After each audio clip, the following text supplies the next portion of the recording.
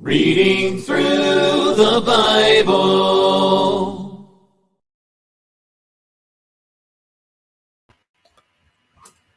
Good evening. I'm Dennis, and I'm a Christian. This evening, I'll be reading Hebrews chapter 7. Hebrews 7.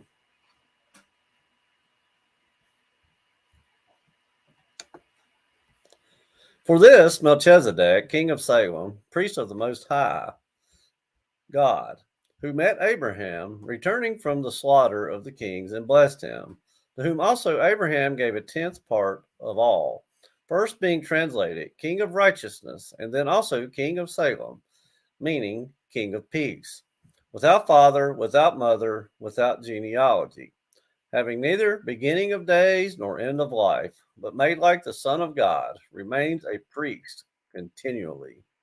Now consider how great this man was, to whom even the patriarch Abraham gave a tenth of the spoils. And indeed, those who are of the sons of Levi, who received the priesthood,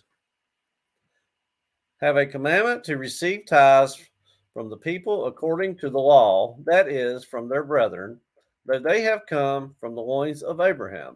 But he whose genealogy is not derived from them received tithes from Abraham and blessed him who had the promises.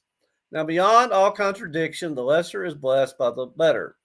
Here, mortal men receive tithes, but there he receives them, of whom it is witnessed that he lives. Even Levi, who receives tithes, paid tithes through Abraham, so to speak, for he was still in the loins of his father when Melchizedek met him.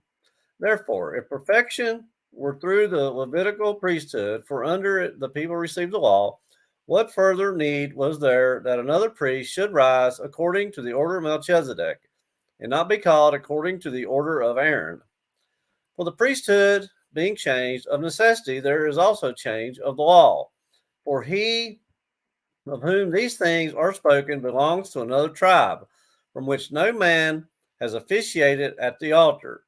For it is evident that our Lord arose from Judah, of which tribe Moses spoke nothing concerning priesthood. And it is yet far more evident if, in the likeness of Melchizedek, there arises another priest, who has come, not according to the law of a fleshly commandment, but according to the power of an endless life. For he testifies, you are a priest forever, according to the order of Melchizedek.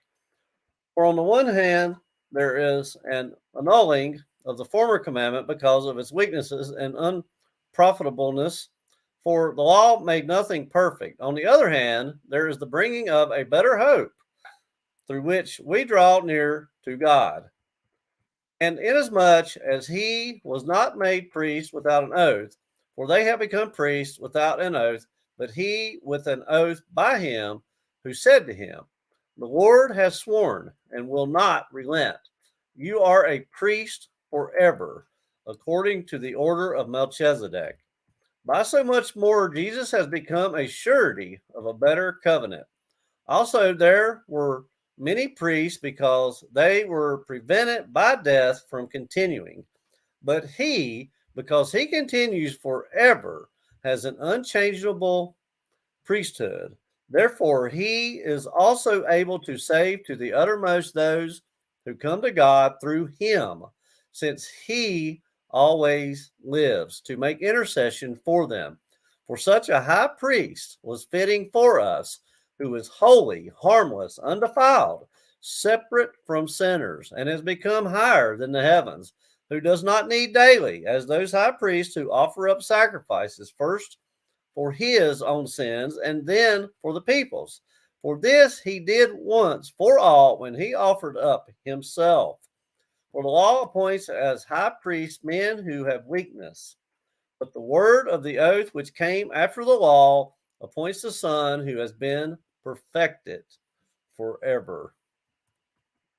That was Hebrews chapter 7. Hebrews 7, reading from the New King James Version.